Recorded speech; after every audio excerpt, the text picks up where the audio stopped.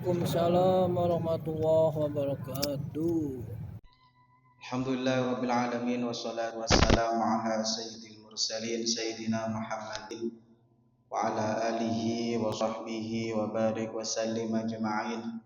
Qalu subhanaka la ilma lana illa ma 'allamtana innaka antal alimul hakim. Allahumma aftah alaina futuhal arifin waj'al a'malana khalisatan liwajhikal karim. Birahmatika ya arhamar rahimin. Rabbi shrah li sadri wa yassir li amri wahlul 'uqdatam min lisani yafqahu qawli, amma ba'du. Para jamaah Masjid At-Taqwa yang saya hormati, alhamdulillah kita oleh Allah masih diberikan nikmat sehat walafiat sehingga kita bisa berkumpul di masjid yang insyaallah penuh berkah ini. Semoga setiap langkah kita menuju masjid ini menjadi penggugur dosa-dosa kita, menjadi peningkat derajat kita, dan semoga Allah Subhanahu wa taala selalu memudahkan setiap langkah kita menuju surganya Allah Subhanahu wa taala. Amin ya rabbal alamin. Para jamaah, saya mohon maaf agak sedikit telat, kemacetan mulai dari sebelum masuk tol. Kita akan membahas tema tentang kurban. Alhamdulillah ini baru selesai saya menulis buku pengantar lengkap kurban kontemporer. Sekarang lagi proses cetak. Doakan semoga insya Allah targetnya Jumat atau Sabtu sudah bisa terbit. Jadi dari materi yang akan saya sampaikan banyak mengambil dari buku pengantar lengkap kurban kontemporer. Para jamaah, saya tidak akan membahas definisi kurban. Ini tiap tahun kita bahas. Saya ingin langsung fokus ke keutamaan kurban sama hukum kurban. Keutamaan kurban di hadis riwayat Imam Tirmidzi dan Ibnu Majah dikatakan ma'amila adamiyun min amalin yaman nahri ahabba ilallah min ihraqi damin. Kata Rasulullah, tidak ada ibadah yang paling tinggi pahalanya kalau sudah masuk bulan Dzulhijjah dibandingkan nyembelih hewan kurban. Makanya kalau sudah masuk Dzulhijjah itu fokusnya kurban. Kalau punya uang itu fokusnya kurban. Kita ketika masuk Dzulhijjah punya uang untuk sedekah apa kurban? Maka jawabannya kurban. Tertinggi ibadah Dzulhijjah itu kurban. Makanya kalau kita punya rezeki fokusnya ke kurban. Wa innahu la ta'ti yaumal qiyamah bikuruniha. Kata Rasulullah, kelak hari kiamat hewan kurban kita akan didatangkan lengkap dengan tanduknya, lengkap dengan bulunya, lengkap dengan tulang-tulangnya. Berdasarkan hadis ini ada ulama yang mengatakan hewan kurban itu adalah tunggangan kita di hari kiamat. Makanya saran saya kalau cari hewan kurban cari yang gemuk besar. Tumpah aime enak. Jangan sampai dengan kurban hewan kurbani kurus sing kurbanmu. Seakan hewan kurbani engko.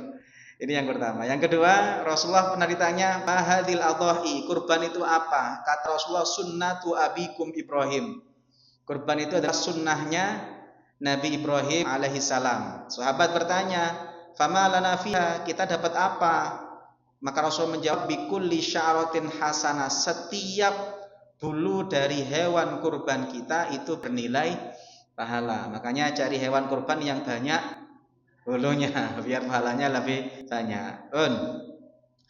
Para jamaah, hukum kurban ulama mayoritas mengatakan sunnah berdasarkan hadis riwayat Imam Ahmad.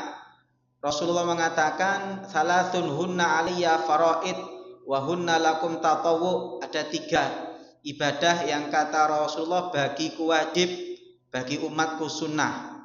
Apa 3 ibadah yang bagi Rasulullah wajib, bagi umatnya sunnah? 1, an-nahru, nyembelih kurban. Nyembelih kurban itu bagi Rasulullah wajib. Rasulullah tiap tahun kurban. Pernah kurban 1 kambing, pernah kurban 2 kambing. Bahkan di akhir hayat beliau menggiring 100 unta.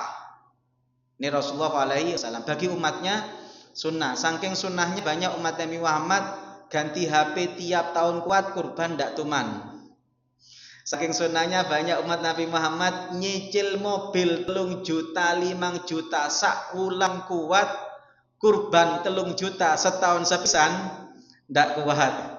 Saking sunnahnya banyak umat Nabi Muhammad duwe akeh nek ono daging kurban doyan tapi ndak pernah kurban. Saking sunnahnya.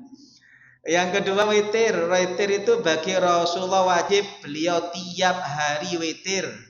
Bagi umatnya sunnah. Nah, makanya banyak umat Nabi Muhammad saking sunnahnya banyak witir ngenteni Ramadan, ndak witir, witiran. Tapi jamaah sini ndak. Jamaah sini kan sudah dikasih tahu witir tiap hari. Yang kedua rakaat duha, 2 rakaat duha. Ini bagi Rasulullah wajib, bagi umatnya sunnah. Saking sunnahnya banyak umat Nabi Muhammad sholat duha, ngenteni kajian duha. Ndak kajian duha, ndak duha, kesangking sunnahnya. Tapi menurut Imam Abu Hanifah, kurban itu wajib tiap tahun bagi orang yang mampu. Siapa yang mampu? Kalau punya 1 nisab. Itu menurut Abu Hanifah kurban hukumnya wajib. Berapa 1 nisab? Apa dasarnya? Hadis riwayat Imam Ahmad, Rasulullah mengatakan, "Man wajada sa'atan falam yudhahi fala taqrabanna musallana." Kata Rasulullah, orang yang punya kemampuan tapi tidak mau kurban, maka jangan dekat-dekat tempat sholatku. Berapa ukuran nisab? Nisab itu 85 gram. Kali 85 gram kali harga emas pinten nggih? 2.800.000-an nggih. Tadi itu 2.790-an. Karo hafal, rada hafal. 2.800.000 berarti sekitar 238. Jadi kalau menurut Imam Abu Hanifah, orang yang punya ini aset bergerak nggih, bukan termasuk rumah yang dipakai, tidak termasuk mobil yang dipakai. Maksudnya adalah uang tunai, investasi emas, pokok total ini, pokok total mulai emas, uang tunai, deposito, saham, kemudian apapun itu yang jenisnya harta bergerak, kalau totalnya 238 nilainya, kata Imam Abu Hanifah wajib kurban. Kalau tidak kurban, dosa. Ini kalau menurut Imam Abu Hanifah. Makanya jenengan mek duit-duit sakmene yo kenemen ndak kurban, Pak. 230 juta, mosok ndak kurban 3 juta ya kan ndak pati akeh. Nah, nggih, ini kalau menurut Imam Abu Hanifah. Ini hukum kurban. Ada yang tanya, lebih bagus mana kurban dengan sedekah? Kalau sudah masuk bulan Dzulhijjah, maka kata ulama lebih bagus sedekah. Jenengan punya uang berapa? 3 juta, nyumbang masjid atau kurban? Kalau sudah masuk Dzulhijjah lebih bagus kurban. Tapi kalau jenengan punya uang 100 juta, lebih bagus sedekah atau kurban? Dua-duanya. Uang 100 juta, kurbannya kan 3 juta. Sisanya buat sedekah. Tapi mek duit 3 juta kurban. Kalau 100 juta dua-duanya. Dan nggih. Pertanyaan kedua, lebih bagus kurban atau akikah? Tergantung. Kalau anaknya lahirnya selain bulan Dzulhijjah, ndak mepet Dzulhijjah. Contoh, dengan punya anak lahir bulan Sya'ban, maka yang didahulukan apa? Akikah, karena akikah itu sunnahnya hari ke-7. Kalau ndak bisa hari ke-7, hari ke-14. Kalau ndak bisa, kelipatan 7.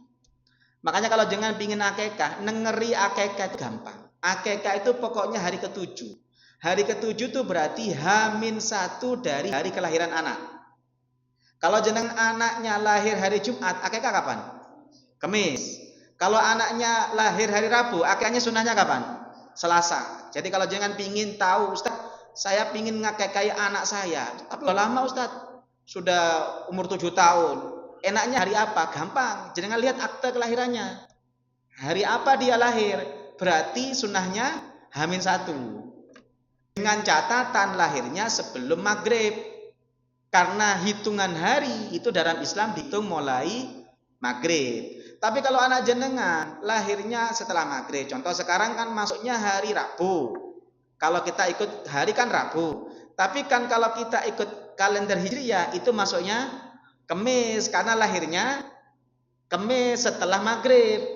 Ya kalau jangan anaknya lahirnya jam 7 malam, jam 8 malam, berarti akikahnya disamakan harinya. Tapi kalau jangan anaknya lahirnya sebelum maghrib, maka akikahnya H-1 dari kelahiran. Paham nggih? Oh, jadi kalau anak jenengan lahirnya ndak mendekati Dzulhijjah, lahir bulan Sya'ban, bulan Rajab, lahir bulan Rabiul Awal kan masih jauh. Maka kalau jenengan punya rizki, yang didahulukan apa? Akikah, baru nanti kurban. Tapi kalau jenengan lahirnya kayak sekarang, akikah lahirnya kok mendekati Dzulhijjah, maka kata ulama ada dua pilihan. Satu, kalau uangnya banyak, bisa akikah sendiri, kurban sendiri. Jadi kalau mama jenengan lahirnya sekarang, ini kan masih Dzulqa'dah, kan masih ada waktu sebelum Dzulhijjah kan kurang dua minggu. Ya sudah, kalau jangan punya uang, keluarkan uang untuk akikah, nanti waktu kurban ya kurban. Kalau punya uang, Ustadz saya punya uangnya sekarang 3 juta, tapi nanti insya Allah setengah tahun mendatang ada lagi 3 juta. Maka kalau seperti ini yang didahulukan apa? Kurban. Paham ya? Jadi kalau jangan punya uang 6 juta, lahirnya Dzulqa'dah, ya sudah, akikah, kurban. Tapi kalau jangan punya uang 3 juta, punya lagi setengah tahun mendatang, punya lagi 1 tahun mendatang, maka 3 juta ini fokus kurban. Akikah bisa ditunda setengah tahun mendatang. Paham ya? Kalau jenengan tidak punya uang sama sekali kecuali 3 juta, pilihannya cuma satu. Kalau tidak akikah ya kurban. Punya uang lagi 3 juta belum tentu uang ngepres. Maka jenengan solusi ketiga bisa ikut pendapat ulama yang mengatakan 1 kambing boleh diniati untuk akikah plus kurban. Enak kan? Mek duit akeh ojo, Pak. Mek duit ngepres. Maksud saya, duit itu kan ada tipe orang itu uang 3 juta itu uang nafas. Nyeleng-nyelengi setiap tahun baru dapat 3 juta, belum tentu ada lagi. Maka kalau yang seperti ini saya anjurkan ikut pendapat Hasan Al-Basri, seorang tabi'in.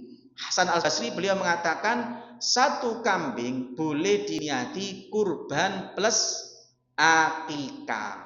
Paham nggih? Pun ada yang tanya gini, Ustadz, kalau anak saya laki-laki, bisa enggak Ustadz saya niati kurban sama akikah? Kan akikah kalau laki-laki 2. Jawabannya bagaimana? Bisa. Karena akikah itu ada 3 tingkatan. Ada minimum sempurna, ada sempurna. Akikah yang sempurna tidak ada batasnya. Jangan punya anak laki-laki diakikahi kambing 100, boleh apa enggak? Boleh. Diakikahi 1000? Boleh, karena akikah batasnya tidak ada batas. Kalau yang sempurna. Tapi kalau jenengan bicara akikah minimum berapa, maka minimum akikah laki-laki perempuan sama 1 kambing. Apa dalilnya? Hadis sahih, Rasulullah itu pernah mengakikahi cucunya Hasan Husain dengan 2 kambing. Pertanyaan saya, Hasan Husain laki-laki perempuan? 1 atau 2 orang? 1 atau 2 orang? 2 kan? Berarti kalau ikut kaidah 2 harusnya berapa? 4. Tapi Rasulullah pernah mengakikahi Hasan Husain dengan 2 kambing. Itu menunjukkan kata ulama, minimum akikah laki-laki perempuan 1. Tapi kalau pingin minimum sempurna, laki-laki 2. Saya ulang lagi ya. Minimum berapa? 1, baik laki-laki maupun perempuan. Tapi kalau jenengan tanya minimum sempurna, laki-laki 2. Tapi kalau sempurna, tidak ada bebas, tidak ada batasnya. Makanya kata ulama, jenengan punya anak laki-laki pun kalau tidak punya uang, bisa ikut pendapat Hasan Al-Basri, 1 kambing diniati kurban plus akikah. Paham nggih? Tapi saya ulang lagi, mek duwe ngepres, mek duwe akeh ojo, dipisah, akikah yo akikah, kurban yo kurban. Lanjut. Para jamaah, kurban syaratnya harus Islam, non muslim tidak sah, tapi belum tentu ditolak. Jadi kalau ada non muslim ngasih hewan ya jangan terima, tapi bukan kurban. Syarat hewan kurban, hewan ternak usia mencapai minimal, selamat dari cacat, nanti akan kita bahas, milik sendiri. Jangan sampai kurban semangat polai teke tonggo.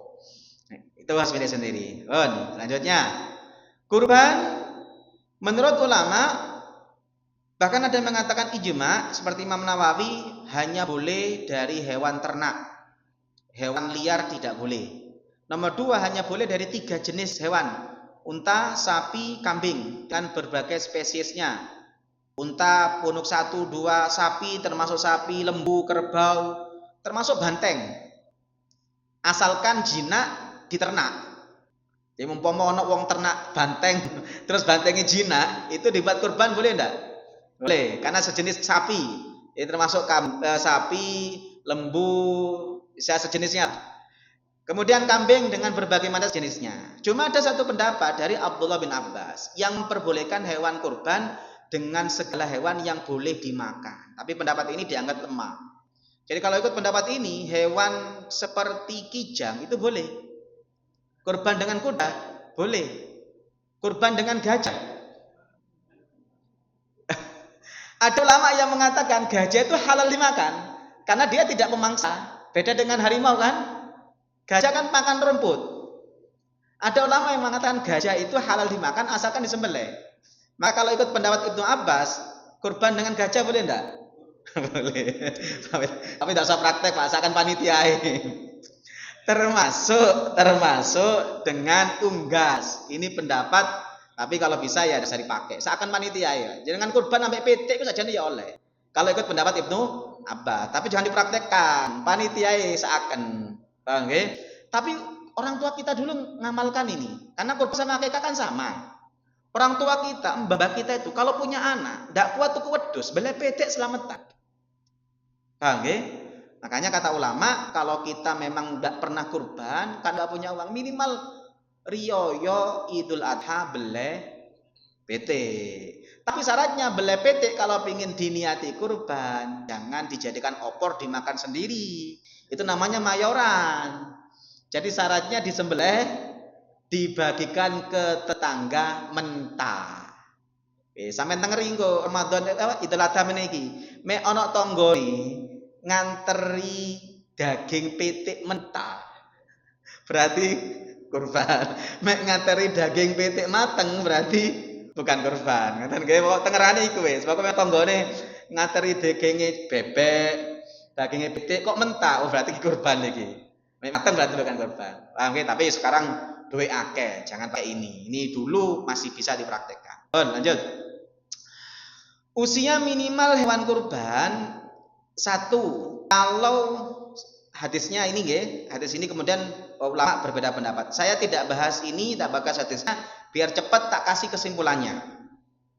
Kesimpulannya, kalau unta, hampir semua ulama sepakat unta itu bisa dijadikan kurban usia 5 tahun masuk 6 tahun. Hanafi, Maliki, Syafi'i, Hambali. Kenapa kok berbeda? Itu sebenarnya memahami hadis la tadbahu illa musina. Makanya enggak saya bahas hadisnya, saya bahas simpulannya saja.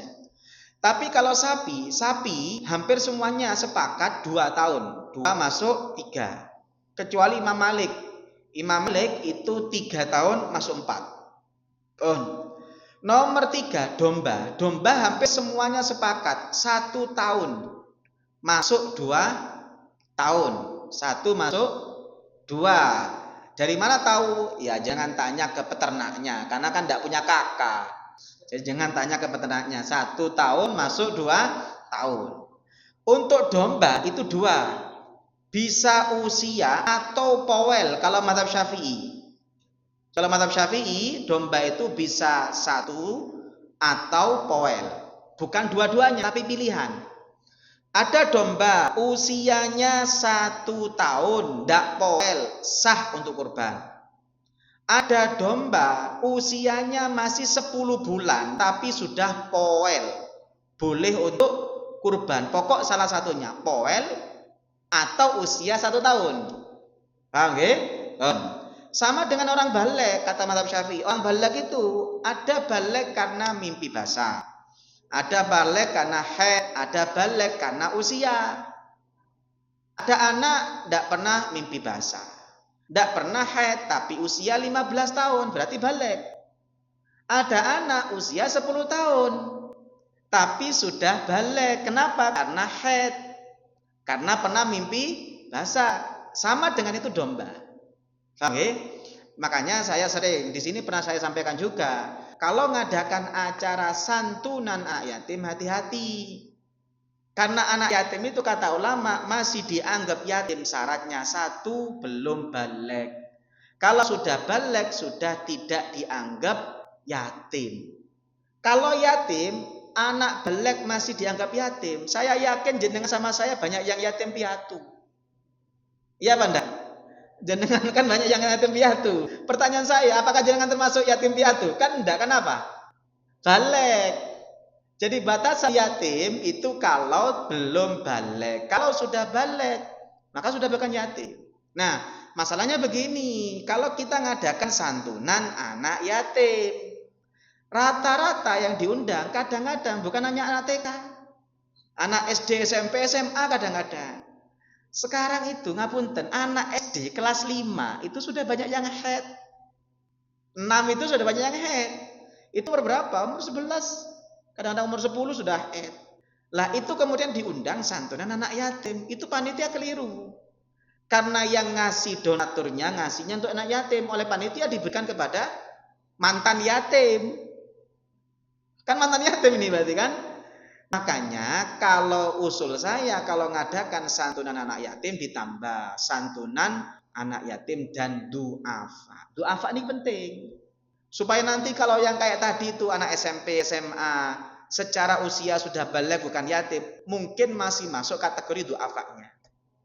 Oke, makanya saya usul kalau ngadakan santunan anak yatim, tambahi santunan anak yatim dan du'afa. Du'afa itu kata kunci. Supaya panitia nggak keliru. Ngoten nggih? Lanjut.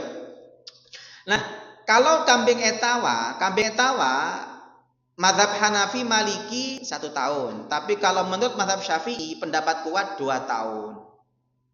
Kenapa? Kan kambing etawa itu, ngapunten, jangan kalau lihat kambing etawa 1 tahun kecil. Beda dengan domba nggih. Domba itu 1 tahun wis ketok gede. Makanya mazhab Syafi'i kambing etawa, kambing kacang kalau kata orang Jawa nggih. Kambing kacang itu kalau mazhab Syafi'i pendapat kuat usia minimal 2 tahun. Meskipun ada pendapat yang mengatakan boleh 1 tahun. Tapi kalau saya sih ya tergantung kambingnya gitu. Karena saya beberapa kali melihat kambing etawa itu kalau 1 tahun kecil. Beda dengan domba. Pun Darul Ifta Mesir itu memperbolehkan sapi kurang 2 tahun asalkan besar. Sekiranya beratnya sekitar 350 kg. Itu oleh mereka diperbolehkan. Tapi kalau yang normal ya 2 tahun ke atas. Oke. Ini usia hewan kurban. Yang kedua, syarat hewan kurban adalah tidak cacat. Ada hadis riwayat Ibnu Majah, ada 4 yang disebutkan oleh ulama. 1 pincang, kemudian pijak buta, yang kemudian 3 sakit dan seterusnya. Ini kemudian ulama berdasarkan hadis ini sepakat kalau cacatnya parah tidak sah, tapi kalau cacatnya ringan sah. Apa hitungan ringan sama berat? Nah, ini. Kalau jangan lihat apa hitungan berat sama ini.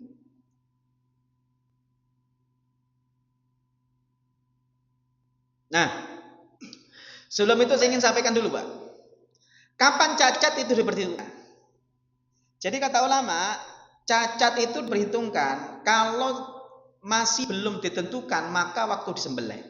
Tapi kalau hewannya sudah ditentukan maka yang penting waktu ditentukan tidak cacat. Saya kasih contoh. Saya beli kambing.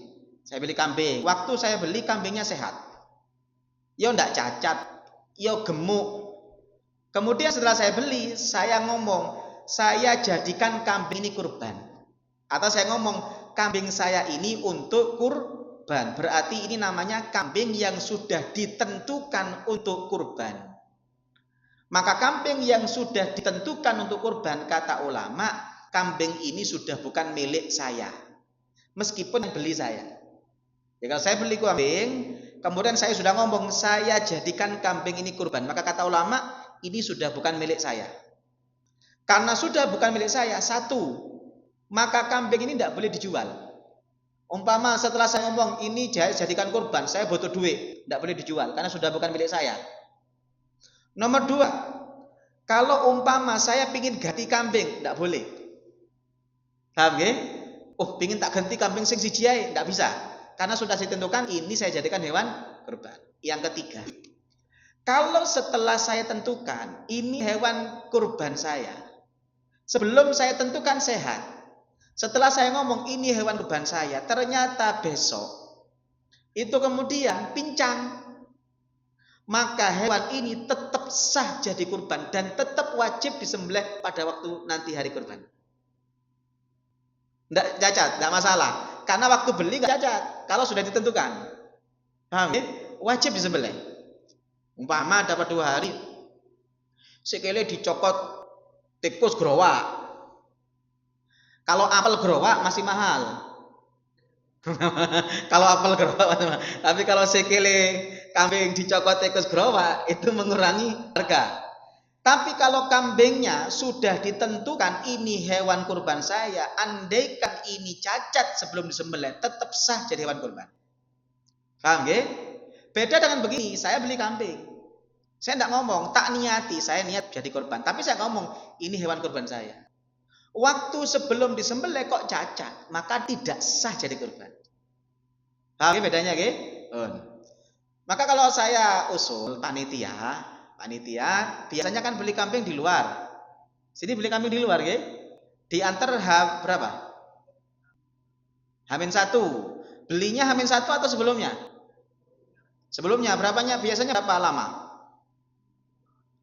5 hari, 4 hari dititipkan ke mereka. Usul saya supaya pasti jadi kurban. Jangan beli 1 kambing atau sapi biasanya nggih. Sapi. Berarti kan sapi sudah ditentukan. Sapi A. Sapi A kan namanya siapa saja. Jangan telepon orangnya, Pak, wis tak tuku. Sampeyan wakil nang aku ya, sampeyan jadikan sapi yang saya belikan untuk sampeyan ini untuk kurban. Maka setelah jenengan teleponi satu-satu yang tadi itu, ini kurbannya kan sudah tentukan. Wis kan beli sapi 10 kan, tentukan satu-satu. Sing siji iki atas nama Bapak iki 1 2 3 4 5 itu. Wis jangan telepon, Pak, wis tak tuku. Sampeyan wakil nang aku ya, sapi iki dijadikan kurban.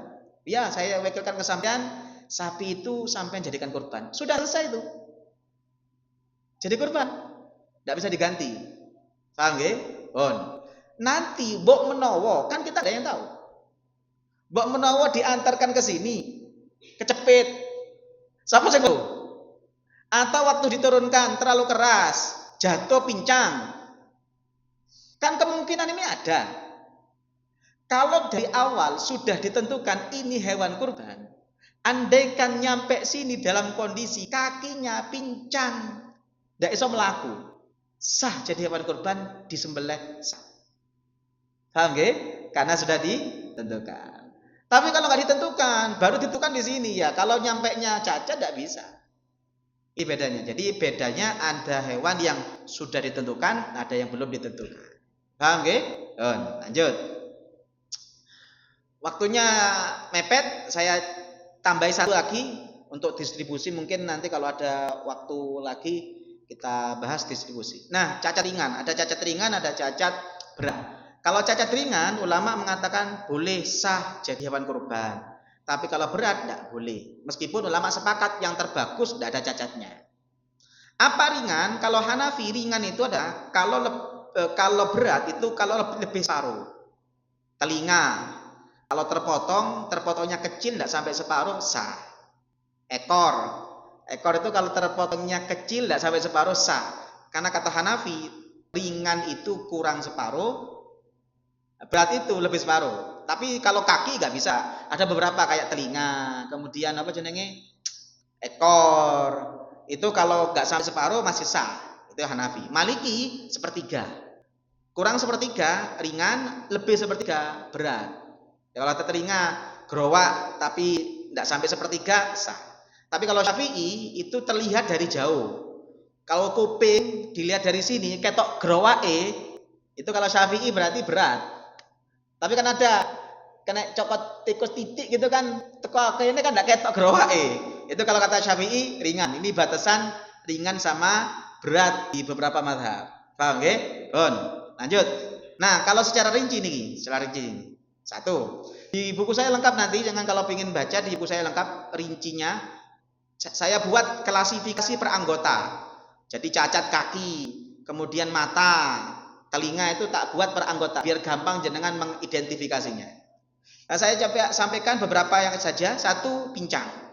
Pincang ukuran berat kalau hampir semuanya kalau masih bisa mengejar kawanan itu berarti ringan. Ono kambing itu nggih, pincang ngelakoni ku gak imbang. Ah iya, kok rada napa jenenge? Rada pincang lah. Tapi kawanannya lari, dia gak masih bisa ikut ngejar. Berarti itu ringan. Sah untuk kurban. Sah untuk kurban karena ringan. Karena ulama sepakat yang tidak sah itu yang berat. Di hadis itu kan al-bayyin arjuha, yang jelas pincangnya. Definisi jelas pincangnya itulah oleh ulama dikatakan berarti cacat berat. Meskipun ulama beda pendapat. Tapi kalau yang paling hati-hati, pokoknya kalau dia kawanannya ke sana, ke utara, dia masih bisa ngejar, itu berarti ringan. Paham ya? Sapi gitu, sapi yang lain ke utara, dia masih bisa ikut, tidak ketinggalan. Ya ketinggalan titik tapi tidak sampai ketinggalan jauh. Itu berarti ringan. Meskipun pincangnya dia geraknya nggak terlalu stabil, itu termasuk ringan. Meskipun ulama ya sepakat yang paling bagus tidak cacat sama sekali. Tapi andaikan yang seperti itu ada, itu pun masih sah untuk hewan kurban. Paham ya? Untuk mata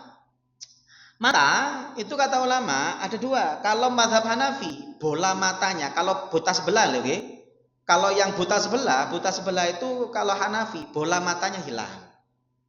Tapi kalau Syafi'i tidak hanya bola mata, termasuk tidak bisa melihat. Ciri-ciri hewan tidak bisa melihat, kata mazhab Syafi'i, hitamnya itu ada putihnya. Kayak orang katarak itu loh. Orang punya katarak kan kata hitam-hitamnya kan ono putihnya kata Pak, melengkung apa bunder kata nggih. Itu ciri hewan tidak bisa melihat. Maka kalau jenengan itu kalau Syafi'i tidak sah. Jadi kalau ada hewan yang nggak bisa melihat, ciri hewan nggak bisa melihat kata Syafi'i, hitamnya itu tertutup putih. Lah itu kalau Syafi'i sah. Nah kalau jenengan mau beli sapi, beli kambing, dilihat dulu matanya. Bukan hanya pincang enggak pincang, dilihat dulu matanya. Kalau hitamnya itu aman, hitam, enggak putih itu, ya berarti enggak cacat. Gitu kan? Itu untuk mata. Juling, kan ada hewan itu juling. Kalau juling itu enggak masalah. Yang penting enggak ada hitam-hitamnya. Oke, pun.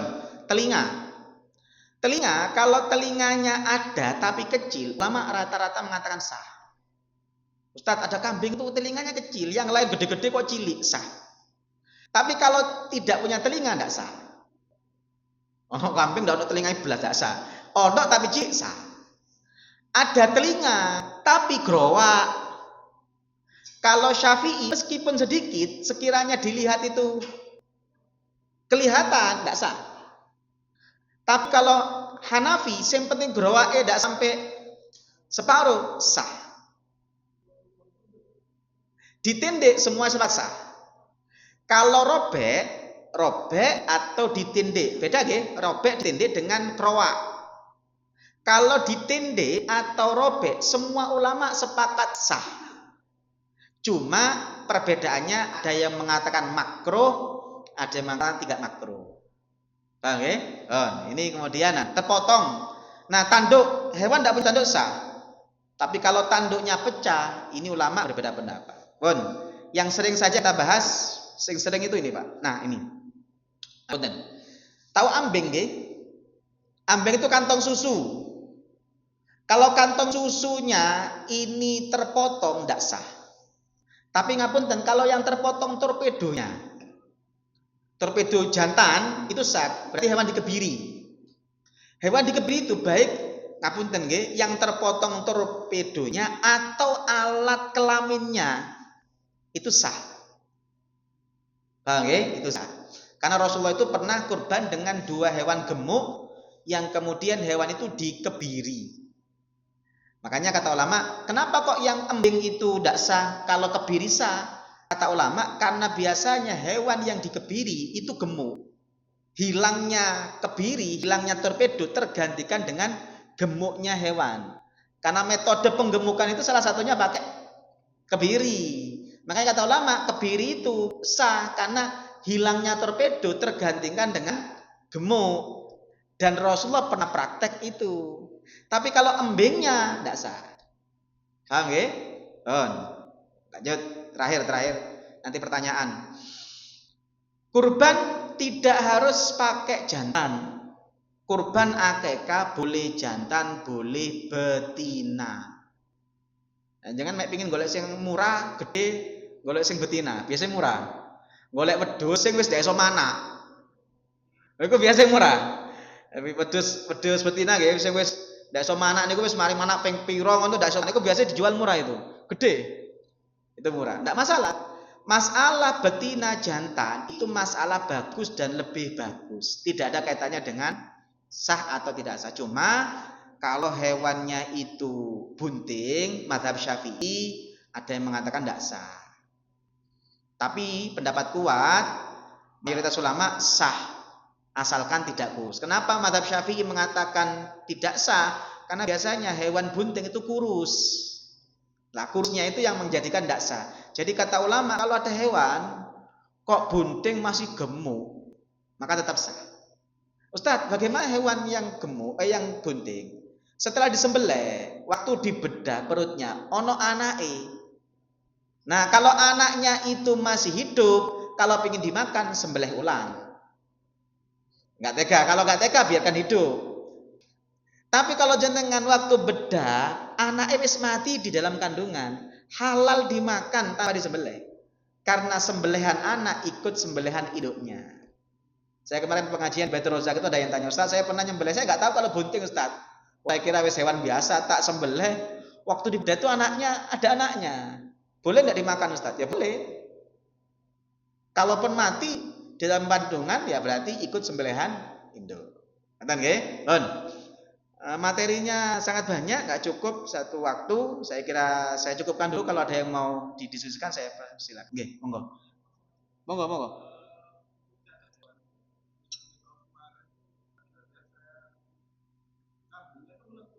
Melantur ini apa?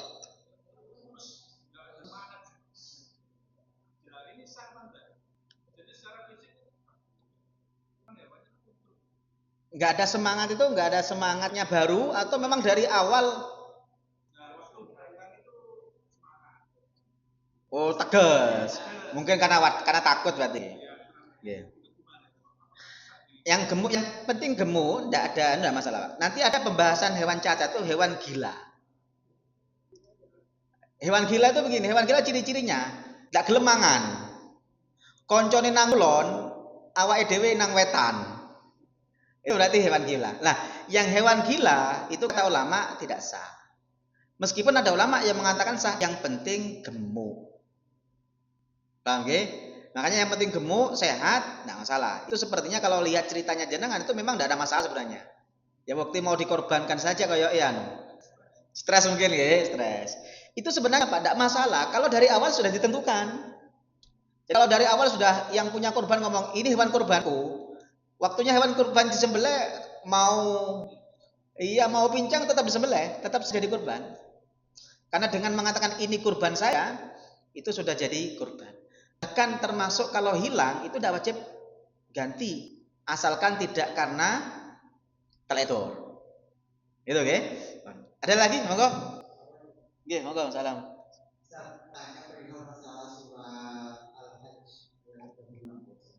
Nggih. Jadi diperintahkan bagi kaum untuk berkorban, memakan hewan kurbannya dan membagikan kepada miskin. Nah itu kalau seandainya kayak ke masjid kita menyerahkan hewan kurban. Terus itu perintah untuk memakannya itu masuk kategori sunnah atau kategori mana? Itu pertama. Terus kedua, ada beberapa orang penjual kambing atau penjual hewan kurban yang mengadakan program silang dengan hewan kurban. Itu meskipun satu harga masuk kategori horor dan yang ketiga melanjutkan yang horor itu apakah juga dengan memberikan jaminan garansi hidup masalah kategori horor karena terkadang kita beli sekitar sebelumnya kemudian dia memberikan garansi hidup kalau seandainya mati dan dia dengan yang sejenis itu masuk kategori horor. Itu nanti bahasanya di pembahasan selanjutnya. Begini, ada dua dulu. Yang pertama itu, satu, apakah orang yang kurban itu wajib makan atau sunnah? Perintahnya perintah wajib atau sunnah? Itu ulama berbeda pendapat. Kalau menurut mazhab Syafi'i, perintahnya perintah sunnah. Jadi orang yang kurban itu sunnah memakan meskipun hanya satu bagian untuk tabarruk. Oke, nanti ada pembahasan lagi, sunnahnya berapa. Jadi ayat itu ulama berbeda pendapat. Itu perintahnya wajib atau sunnah. Kalau Syafi'i tidak wajib. Tapi kalau mazhab Hambali perintahnya perintah wajib. Jadi wajib makan. Itu satu. Yang kedua, pertanyaannya begini, yang wajib itu berapa? Kalau yang wajib, yang sunnah berapa? Kalau Syafi'i, kata Syafi'i, yang paling baik kurban itu disedekahkan semua. Yang kurban sunnah makan hanya 1-2 suapan. Dan itu pun bagian yang terbaik adalah jantung atau hati. Karena Rasulullah pernah kurban itu minta hatinya. Satu. Kemudian yang kedua, Ustadz, kalau itu diserahkan ke panitia, aslinya, kalau panitia tidak repot, kalau pingin yang sunnah, masing-masing hewan kurban, yang pengkurban itu bisa merasakan dagingnya sendiri. Saya ulang lagi, aslinya, tapi repot atau enggak saya nggak tahu nggih, kan panitia. Jadi kalau jenengan panitia repot wis ya ikut yang kedua tidak wajib. Tapi kalau jenengan pingin yang ulama sepakat sunnah, jadi masing-masing hewan kurban itu dipisah. Contoh, ini kambingnya Pak Ahmad, ya sudah ambilkan 0,5 kilo atau 1 kilo, pisahkan, kasih nama Pak Ahmad. Meskipun Pak Ahmad nanti bisa dapat dari hewan kurban yang lain, tapi dia harus sunnahnya bisa makan dapat sendiri, meskipun 1 suapan 2 suapan. Paham nggih? Tapi saya ulang lagi, ini sunnahnya begitu. Dua. Nah, begini. Sunnahnya itu memang makan dari masing-masing hewan kurban. Makanya kalau ada pengkurban request itu wajib dituruti, Pak. Karena orang yang kurban itu yang lebih berhak terhadap hewan kurban. Jadi umpama begini, saya kurban kambing. Saya ngomong, "Pak, aku mau jaluk ndase sapi wedhusku ya." Itu panitia wajib ngasih. Karena saya yang berhak atas daging kurban saya. Yang nggak wajib dikasih itu kalau dia kurbannya kambing jaluk endase sapi. Itu tidak wajib dikasih karena bukan punya dia ya. Tapi kalau dia minta punya sendiri, itu wajib dikasih. Paham ya? Itu yang kedua. Nah, yang ketiga, setelah cicilan, gini ya.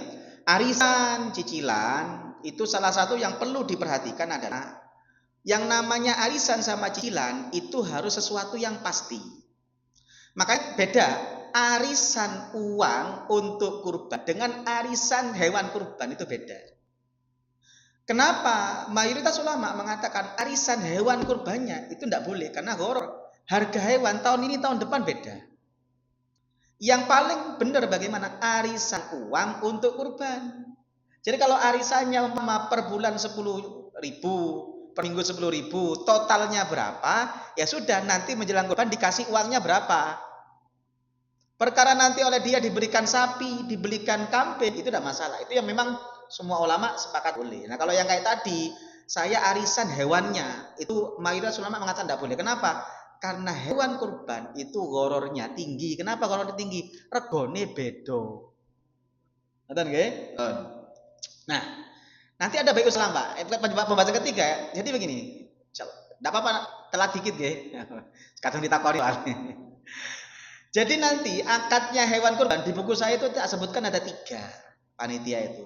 Kalau akadnya salam, maka salam itu begini. Salam itu adalah saya membeli sesuatu yang sifatnya jelas itu menjadi tanggung jawab penjual. Karena menjadi tanggung jawab penjual, maka penjual harus menyiapkan yang hidup. Paham ya? Itu begini, Pak, saya tuku wedhus, pokoknya kurban teko. Sing kaya iki. Umpama sing ditunjuk sing kaya iki ndak ono, ya pokoknya yang seperti itu. Paham ya? Nah, itu namanya akad salam. Insyaallah nanti kalau ada waktu lebih saya akan bahas detail terkait tentang ketentuan ini. Karena waktunya terbatas, agak detail, seakan saya takut dolim ke jenengan nanti kalau terlalu lama. Oke? Oke, insyaallah di pertemuan selanjutnya nanti akan kita bahas detail akad-akad yang terkait dengan kepanitiaan kurban. Saya kira cukup, semoga menjadi ilmu yang manfaat barokah. Semoga kita dijadikan orang istiqomah, diberikan kemampuan untuk bisa berkorban. Amin ya rabbal alamin. Bismillahirrahmanirrahim. Alhamdulillahirabbil alamin. Allahumma shalli wa sallim ala sayyidina Muhammad wa ala ali sayyidina Muhammad. Rabbana ighfir lana wa liwalidina warhamhum kama rabbawna shighara. Allahumma anfa'na bima 'allamtana wa 'allimna ma yanfa'una wa zidna ilma. Rabbana la tuzigh qulubana ba'da idh hadaitana wa hab lana min ladunka rahmah innaka antal wahhab. Rabbana hab lana min azwajina wa dhurriyyatina qurrata a'yun waj'alna lil muttaqina imama. Rabbana atina fid dunya hasanah wa fil akhirati hasanah wa qina adzabannar. Wa sallallahu ala sayyidina Muhammad wa ala alihi washabihi wasallam. Subhana rabbika rabbil izzati amma yasifun wa salamun alal mursalin walhamdulillahi rabbil alamin.